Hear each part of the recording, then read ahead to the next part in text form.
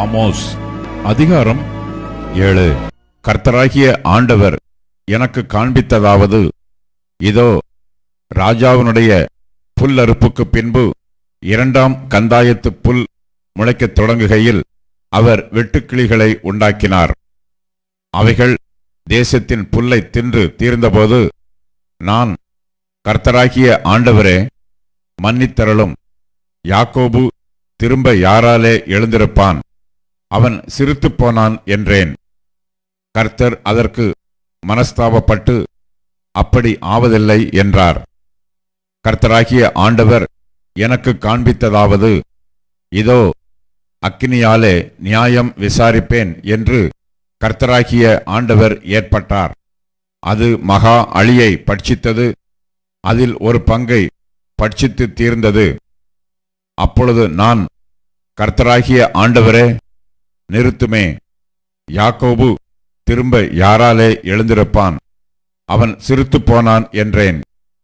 கர்த்தர் அதற்கு மனஸ்தாபப்பட்டு அப்படி ஆவதில்லை என்றார். பின்பு அவர் எனக்கு காண்பித்ததாவது, இதோ, தூக்குநூல் பிரமாணத்தினால் கட்டப்பட்ட ஒரு மதிலின் மேல் நின்றார். அவர் கையில் தூக்குநூல் இருந்தது. கர்த்தர் என்னை நோக்கி, ஆமோசே, நீ என்னத்தை காண்கிறாய் என்றார். தூக்குநூலை காண்கிறேன் என்றேன். அப்பொழுது ஆண்டவர், இதோ, இஸ்ரவேல் என்னும் என் ஜனத்தின் நடுவே தூக்குநூலை விடுவேன், இனி அவர்களை மன்னிக்க மாட்டேன்.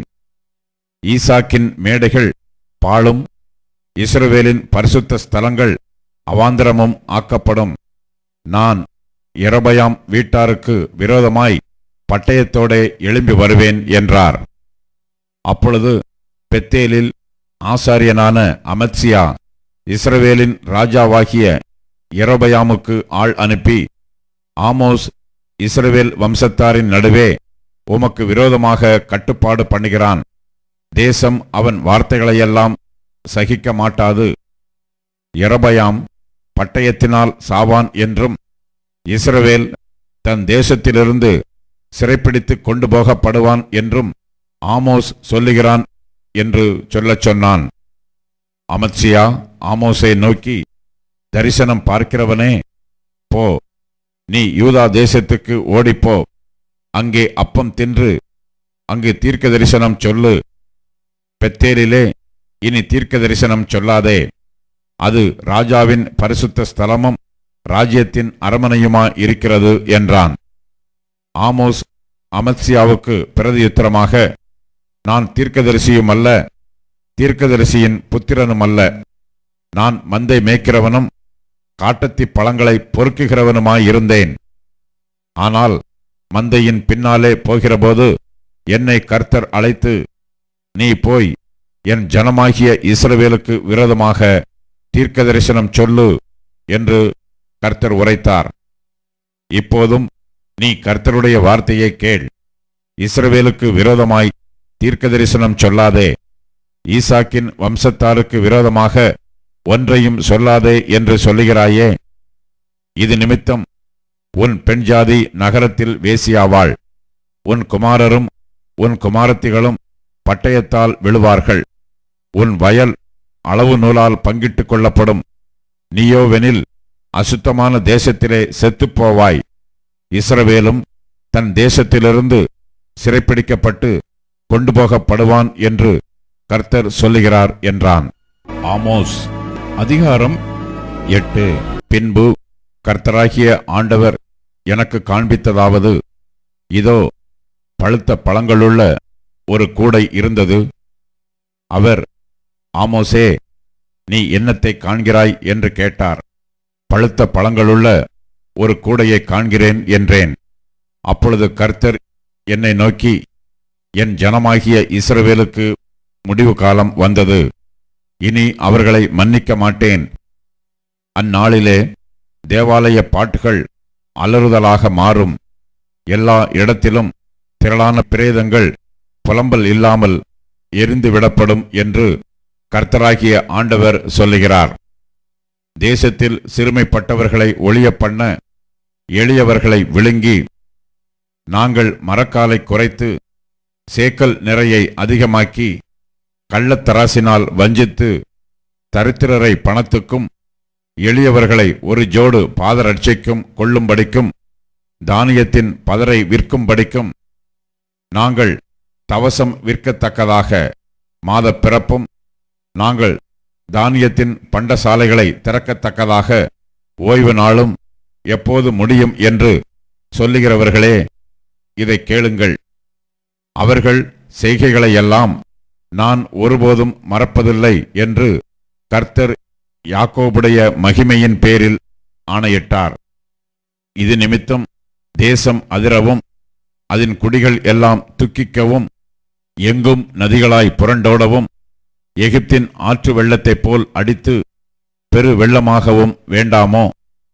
அந்நாளிலே நான் மத்தியானத்திலே சூரியனை அஸ்தமிக்க பண்ணி பட்டப்பகலிலே தேசத்தை அந்தகாரப்படுத்தி உங்கள் பண்டிகைகளை துக்கிப்பாகவும் உங்கள் பாட்டுக்களையெல்லாம் புலம்பலாகவும் மாறப்பண்ணி சகல அறைகளிலும் இரட்டையும் சகல தலைகளிலும் மொட்டையையும் வருவித்து அவர்களுடைய துக்கிப்பை ஒரே பிள்ளைக்காக துக்கிக்கிற துக்கிப்புக்கு சமானமாக்கி அவர்களுடைய முடிவாய் கசப்பான நாளாக்குவேன் என்று கர்த்தராகிய ஆண்டவர் சொல்லுகிறார். இதோ, நான் தேசத்தின் மேல் பஞ்சத்தை அனுப்பும் நாட்கள் வரும். ஆகார குறைவினால் உண்டாகிய பஞ்சமல்ல, ஜலக்குறைவினால் உண்டாகிய தாகமும் அல்ல, கர்த்தருடைய வசனம் கேட்க கிடையாத பஞ்சத்தை அனுப்புவேன் என்று கர்த்தராகிய ஆண்டவர் சொல்லுகிறார். அப்பொழுது அவர்கள் கர்த்தருடைய வசனத்தை தேட ஒரு சமுத்திரம் தொடங்கி மறு சமுத்திரம் மட்டும், வடதிசை தொடங்கி கீழ்த்திசை மட்டும் அலைந்து திரிந்தும் அதை கண்டடையாமல் போவார்கள். அந்நாளிலே சௌந்தரியமுள்ள கன்னிகைகளும் வாலிபரும் தாகத்தினால் சோர்ந்து போவார்கள். தானே உன் தேவனுடைய ஜீவனைக் கொண்டும் பெயர்சபா மார்க்கத்தின் தேவனுடைய ஜீவனைக் கொண்டும் என்று சொல்லி சமாரியாவின் தோஷத்தின் மேல் ஆணையிடுகிறவர்கள் விழுவார்கள்.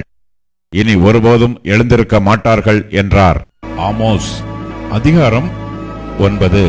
ஆண்டவரை பலிபீடத்தின் மேல் நிற்க கண்டேன். அவர், நீ வாசல் நிலைகள் அசையும்படி போதிகையை அடித்து அவைகளை அவர்கள் எல்லாருடைய தலையின் மேலும் விழ உடைத்து போடு. அவர்களுக்கு பின்னாக வரும் மீதியானவர்களை நான் பட்டயத்தினால் கொன்று போடுவேன். அவர்களில் ஓடுகிறவன் ஒருவனும் தப்புவதுமில்லை, அவர்களில் தப்புகிறவன் ஒருவனும் ரட்சிக்கப்படுவதுமில்லை. அவர்கள் பாதாள பரியந்தம் தோண்டி பதுங்கிக் கொண்டாலும் என் கை அவ்விடத்திலிருந்து அவர்களை பிடித்து கொண்டு வரும். அவர்கள் வானபரியந்தம் ஏறினாலும் அவ்விடத்திலுமிருந்து அவர்களை இறங்க பண்ணுவேன். அவர்கள் கர்மேலின் கொடுமுடியிலே ஒளித்து கொண்டாலும் அங்கே அவர்களை தேடி பிடிப்பேன். அவர்கள் சமுத்திரத்தின் ஆழத்திலே போய் என் கண்களுக்கு மறைந்து கொண்டாலும் அங்கே அவர்களை கடிக்க பாம்புகளுக்கு கட்டளையிடுவேன். அவர்கள் தங்கள் சத்துருவுக்கு முன்பாக சிறைப்பட்டு போனாலும் அங்கே அவர்களை கொன்று போட பட்டயத்துக்கு நான் கட்டளையிட்டு என் கண்களை அவர்கள் மேல் நன்மைக்கல்ல தீமைக்கென்றே வைப்பேன். சேனைகளின் கர்த்தராகிய ஆண்டவர் தேசத்தை தொட அது உருகிப்போம். அப்பொழுது அதன் குடிகள் எல்லாரும் புலம்புவார்கள். எங்கும் நதியாய் புரண்டோடி எகிப்தினுடைய ஆற்று வெள்ளத்தைப் போல் வெள்ளமாகும். அவர் வானத்தில் தமது மேலறைகளை கட்டி பூமியில் தமது கீழறைகளை அஸ்திபாரப்படுத்தி சமுத்திரத்தின் தண்ணீர்களை வரவழைத்து அவைகளை பூமியினுடைய விசாலத்தின் மேல் ஊற்றுகிறவர் கர்த்தர் என்பது அவருடைய நாமம். இஸ்ரவேல் புத்திரரே, நீங்கள் எனக்கு எத்தியோப்பியரின் புத்திரரைப் போல் இருக்கிறீர்கள் அல்லவோ என்று கர்த்தர் சொல்லுகிறார். நான் இஸ்ரவேலை எகிப்து தேசத்திலிருந்தும் பெலிஸ்தரை கப்தோரில் இருந்தும் சீரியரை கீரிலிருந்தும் கொண்டு வரவில்லையோ? இதோ, கர்த்தராகிய ஆண்டவரின் கண்கள் பாவமுள்ள ராஜ்யத்துக்கு விரோதமாக வைக்கப்பட்டிருக்கிறது. அதை பூமியின் மேல் இராதபடிக்கு அழித்து போடுவேன். ஆகிலும் யாக்கோபின் வம்சத்தை முழுவதும் அழிக்க மாட்டேன் என்று கர்த்தர் சொல்லுகிறார். இதோ, ஜல்லடையினால் சலித்தரிக்கிறது போல் இஸ்ரவேல் வம்சத்தாரை எல்லா ஜாதிகளுக்குள்ளும் சலித்தரிக்கும்படிக்கு நான் கட்டளையிடுவேன். ஆனாலும் ஒரு கோதுமை மணியும் தரையிலே விழுவதில்லை. தீங்கு எங்களை அணுகுவதுமில்லை, எங்களுக்கு நேரிடுவதுமில்லை என்று என் ஜனத்தில் சொல்லுகிற பாவிகள் எல்லாரும் பட்டயத்தினால் சாவார்கள்.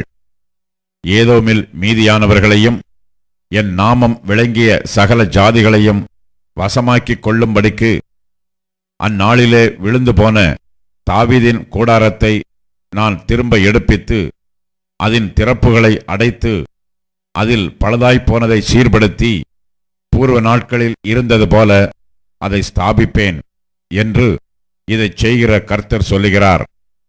இதோ, உழுகிறவன் அறுக்கிறவனையும் திராட்சை பழங்களை ஆலை ஆடுகிறவன் விதைக்கிறவனையும் தொடர்ந்து பிடித்து பர்வதங்கள் திராட்சரசமாய் வடிகிறதும் மேடுகள் எல்லாம் கரைகிறதுமான நாட்கள் வரும் என்று கர்த்தர் சொல்லுகிறார். என் ஜனமாகிய இஸ்ரவேலின் சிறையிருப்பை திருப்புவேன். அவர்கள் பாழான நகரங்களை கட்டி அவைகளில் குடியிருந்து திராட்சைத் தோட்டங்களை நாட்டி அவைகளுடைய பழரசத்தை குடித்து தோட்டங்களை உண்டாக்கி அவைகளின் கனிகளை புசிப்பார்கள். அவர்களை அவர்கள் தேசத்திலே நாட்டுவேன். நான் அவர்களுக்கு கொடுத்த தேசத்திலிருந்து அவர்கள் இனி பிடுங்கப்படுவதில்லை என்று உன் தேவனாகிய கர்த்தர் சொல்லுகிறார் என்றார். ஓசியா அதிகாரம் 1. யூதா தேசத்து ராஜாக்களாகிய உசியா, யோதாம், ஆகாஸ், எசேக்கியா என்பவர்களின் நாட்களிலும் யோவாசின் குமாரனாகிய இஸ்ரவேலின் ராஜாவாகிய யெரொபெயாம் என்பவனின் நாட்களிலும் பெயேரியின் குமாரனாகிய ஓசியாவுக்கு உண்டான கர்த்தருடைய வசனம். கர்த்தர் ஓசியாவை கொண்டு உரைக்கத் தொடங்கின போது கர்த்தர் ஓசியாவை நோக்கி, நீ போய் ஒரு சோர ஸ்திரீயையும் சோர பிள்ளைகளையும் உன்னிடமாகச் சேர்த்துக்கொள். தேசம் கர்த்தரை விட்டு விலகிச் சோரம் போயிற்று என்றார். அவன் போய் திப்லாயிமின் குமாரத்தியாகிய கோமேரை சேர்த்து கொண்டான். அவள் கற்பம் தரித்து அவனுக்கு ஒரு குமாரனை பெற்றாள். அப்பொழுது கர்த்தர் அவனை நோக்கி, இவனுக்கு இஸ்ரவேல் என்னும் பேரிடு. ஏனெனில் இன்னும் கொஞ்ச காலத்திலே நான் ஏகூவின் வம்சத்தாரிடத்திலே இஸ்ரவேலின் இரத்தப்பழியை விசாரித்து இஸ்ரவேல் வம்சத்தாரின் ராஜ்யபாரத்தை ஒழிய பண்ணுவேன். அந்நாளில் இஸ்ரவேலின் பள்ளத்தாக்கிலே இஸ்ரவேலின் வில்லை முறிப்பேன் என்றார். அவள் திரும்ப கற்பம் தரித்து ஒரு குமாரத்தியை பெற்றாள். அப்பொழுது அவர் அவனை நோக்கி, இவளுக்கு லோர்காமா என்னும் பேரிடு. ஏனெனில் நான் இனி இஸ்ரவேல் வம்சத்தாருக்கு இரக்கஞ் செய்வதில்லை. நான் அவர்களை முழுவதும் அகற்றி விடுவேன். யூதாவின் வம்சத்தாருக்கோ நான் இரக்கஞ் செய்வேன். வில்லினாலும் பட்டயத்தினாலும் யுத்தத்தினாலும் குதிரைகளினாலும் குதிரை வீரரினாலும் நான் அவர்களை ரட்சியாமல் அவர்களுடைய தேவனாகிய கர்த்தராலே அவர்களை ரட்சிப்பேன் என்றார். அவள் லோர்காமாவை முலை மறக்க பண்ணின பிற்பாடு கற்பம் தரித்து ஒரு குமாரனை பெற்றாள். அப்பொழுது அவர், இவனுக்கு லோகம்மி என்னும் பேரிடு. ஏனெனில் நீங்கள் என் ஜனமல்ல, நான் உங்கள் தேவனாய் இருப்பதில்லை. என்றாலும் இஸ்ரவேல் புத்திரரின் தொகை அளக்கவும் எண்ணவும் கூடாத கடற்கரை மணலைப் போல் இருக்கும். நீங்கள் என் ஜனமல்ல என்று அவர்களுக்கு சொல்வதற்கு பதிலாக நீங்கள் ஜீவனுள்ள தேவனுடைய பிள்ளைகள் என்று அவர்களுக்கு சொல்லப்படும். அப்பொழுது யூதா புத்திரரும் இஸ்ரவேல் புத்திரரும் ஏகமாய் கூட்டப்பட்டு தங்களுக்கு ஒரே அதிபதியை ஏற்படுத்தி தேசத்திலிருந்து புறப்பட்டு வருவார்கள். இஸ்ரவேலின் நாள் பெரிதாயிருக்கும். ஓசியா அதிகாரம் 2. உங்கள் சகோதரரை பார்த்து அம்மி என்றும் உங்கள் சகோதரிகளை பார்த்து ருகாமா என்றும் சொல்லுங்கள். உங்கள் தாயோட வழக்காடுங்கள். அவள் எனக்கு மனைவியுமல்ல, நான் அவளுக்கு புருஷனுமல்ல. அவள் தன் வேசித்தனங்களை தன் முகத்தினின்றும் தன் விபச்சாரங்களை தன் ஸ்தனங்களின் நடுவினின்றும் விலக்கிப் போட கடவள். இல்லாவிட்டால் நான் அவளை நிர்வாணமாக உரிந்து அவள் பிறந்த நாளில் இருந்த வண்ணமாக அவளை நிறுத்தி அவளை அந்தரவெளியைப் போலாக்கி அவளை வறண்ட பூமியைப் போல் விட்டு அவளை தாகத்தால் சாகப் பண்ணுவேன். அவளுடைய பிள்ளைகள் சோரப் பிள்ளைகளாகையால் அவர்களுக்கு இறங்காதிருப்பேன். அவர்களுடைய தாய் சோரம் போனாள். அவர்களை கற்பம் தரித்தவள் இலச்சையான காரியங்களை செய்தாள்.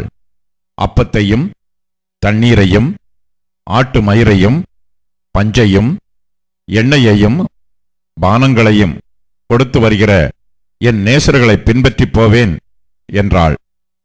ஆகையால் இதோ நான் உன் வழியை முள்ளுகளினால் அடைப்பேன். அவள் தன் பாதைகளை கண்டுபிடிக்க கூடாதபடிக்கு மதிலை எழுப்புவேன். அவள் தன் நேசர்களை பின்தொடர்ந்தும் அவர்களை சேர்வதில்லை, அவர்களை தேடியும் கண்டுபிடிப்பதில்லை. அப்பொழுது அவள், நான் என் முந்தின புருஷனிடத்துக்கு திரும்பி போவேன். இப்பொழுது இருக்கிறதை பார்க்கிலும் அப்பொழுது எனக்கு நன்மையாயிருந்தது என்பாள். தனக்கு நான் தானியத்தையும் திராட்சை ரசத்தையும் எண்ணெயையும் கொடுத்தவரென்றும் தனக்கு நான் வெள்ளியையும் பொன்னையும் பெருக பண்ணினவர் என்றும் அவள் அறியாமற் போனாள். அவைகளை அவர்கள் பாகாலுடையதாக்கினார்கள். ஆதலால் நான் என் தானியத்தை அதன் காலத்திலும் என் திராட்சை ரசத்தை அதன் காலத்திலும் திரும்ப எடுத்துக்கொண்டு அவளுடைய நிர்வாணத்தை மூடுகிறதற்கு நான் கொடுத்திருந்த ஆட்டு மயிரையும் சணலையும் திரும்ப பிடுங்கிக் கொள்ளுவேன். இப்போதும் அவளுடைய நேசர்களின் கண்களுக்கு முன்பாக அவளுடைய அவலட்சணத்தை வெளிப்படுத்துவேன். ஒருவரும் அவளை என் கைக்கு நீங்களாக்கி விடுவிப்பதில்லை. அவளுடைய எல்லா மகிழ்ச்சியையும் அவளுடைய பண்டிகைகளையும் அவளுடைய மாத பிறப்புகளையும் அவளுடைய ஓய்வு நாட்களையும் சபை கூடுகிற அவளுடைய எல்லா ஆசரிப்புகளையும் ஒழிய பண்ணுவேன். என் நேசர்கள் எனக்கு கொடுத்த பணயம் என்று அவள் சொன்ன அவளுடைய திராட்சை செடிகளையும் அவளுடைய அத்தி மரங்களையும் நான் பாழாக்கி அவைகளை காடாய் போக பண்ணுவேன்.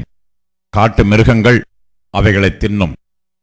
அவள் பாகால்களுக்கு தூபம் காட்டி தன் நெற்றி பட்டங்களினாலும் தன் ஆபரணங்களினாலும் தன்னை சிங்காரித்துக் கொண்டு தன் நேசரை பின்தொடர்ந்து என்னை மறந்து போன நாட்களின் நிமித்தம் அவளை விசாரிப்பேன் என்று கர்த்தர் சொல்லுகிறார். ஆயினும் இதோ நான் அவளுக்கு நயங்காட்டி அவளை வனாந்தரத்தில் அழைத்துக் கொண்டு போய் அவளோட பட்சமாய் பேசி அவ்விடத்திலிருந்து அவளுக்கு அவளுடைய திராட்சைத் தோட்டங்களையும் நம்பிக்கையின் வாசலாக ஆகோரின் பள்ளத்தாக்கையும் கொடுப்பேன். அப்பொழுது அவள் அங்கே தன் இளவயதின் நாட்களிலும் தான் எகிப்து தேசத்திலிருந்து வந்த நாளிலும் பாடினது போல் பாடுவாள். அக்காலத்தில் நீ என்னை இனி பாகாலி என்று சொல்லாமல் ஈஷி என்று சொல்லுவாய் என்று கர்த்தர் உரைக்கிறார். பாகால்களுடைய நாமங்களை அவள் வாயிலிருந்து அற்றுப்போக பண்ணுவேன். இனி அவைகளின் பெயரைச் சொல்லி அவைகளை நினைக்கிற நினைப்பும் இல்லாமற் போகும். அக்காலத்தில் நான் அவர்களுக்காக காட்டு மிருகங்களோடும் ஆகாயத்து பறவைகளோடும் பூமியிலே ஊறும் பிராணிகளோடும் ஒரு உடன்படிக்கை பண்ணி வில்லையும் பட்டயத்தையும் யுத்தத்தையும் தேசத்திலே இராதபடிக்கு முறித்து அவர்களை சுகமாய் படுத்துக் கொண்டிருக்க பண்ணுவேன். நித்திய விவாகத்துக்கென்று உன்னை எனக்கு நியமித்துக் கொள்ளுவேன். நீதியும் நியாயமும் கிருபையும் உருக்க இரக்கமுமாய் உன்னை எனக்கு நியமித்துக் கொள்ளுவேன். உண்மையாய் உன்னை எனக்கு நியமித்துக் கொள்ளுவேன். நீ கர்த்தரை அறிந்து கொள்ளுவாய். அக்காலத்தில் நான் மறுமொழி கொடுப்பேன் என்று கர்த்தர் சொல்லுகிறார். நான் வானங்களுக்கு மறுமொழி கொடுப்பேன், அவைகள் பூமிக்கு மறுமொழி கொடுக்கும். பூமி தானியத்துக்கும் திராட்சரசத்துக்கும் எண்ணெய்க்கும் மறுமொழி கொடுக்கும். இவைகள் யெஸ்ரயேலுக்கும் மறுமொழி கொடுக்கும். நான் அவளை எனக்கென்று பூமியிலே விதைத்து இரக்கம் பெறாதிருந்தவளுக்கு இறங்குவேன். என் ஜனமல்லாதிருந்தவர்களை நோக்கி, நீ என் ஜனம் என்று சொல்லுவேன், அவர்கள் என் தேவனே என்பார்கள் என்றார். ஓசியா அதிகாரம் 3. பின்பு கர்த்தர் என்னை நோக்கி, அந்நிய தேவர்களை மதித்து திராட்சரசமுள்ள பாத்திரங்களை விரும்புகிறவர்களான இஸ்ரவேல் புத்திரர் பேரில் கர்த்தர் வைத்திருக்கிற அன்புக்கு ஒப்பாக நீ இன்னும் போய் தன் நேசரால் நேசிக்கப்பட்டவளும் விபசாரியுமான ஒரு ஸ்திரியை நேசித்துக்கொள் என்று சொன்னார். அப்பொழுது நான் அவளை எனக்கு 15 வெள்ளிக்காசுக்கும் 1.5 கலம் வார்கோதுமைக்கும் கொண்டு அவளை நோக்கி, நீ வேசித்தனம் பண்ணாமலும் ஒருவனையும் சேராமலும் அநேக நாள் எனக்காக காத்திரு, உனக்காக நானும் காத்திருப்பேன் என்றேன். இஸ்ரவேல் புத்திரர் அநேக நாள் ராஜா இல்லாமலும் அதிபதி இல்லாமலும் பலி இல்லாமலும் சிலை இல்லாமலும் ஏபோத் வஸ்திரம் இல்லாமலும் தேராபீம் இல்லாமலும் இருப்பார்கள். பின்பு இஸ்ரவேல் புத்திரர் திரும்பி தங்கள் தேவனாகிய கர்த்தரையும் தங்கள் ராஜாவாகிய தாவீதையும் தேடி கடைசி நாட்களில் கர்த்தரையும் அவருடைய தயவையும் நாடி அஞ்சிக்கையாய் வருவார்கள்.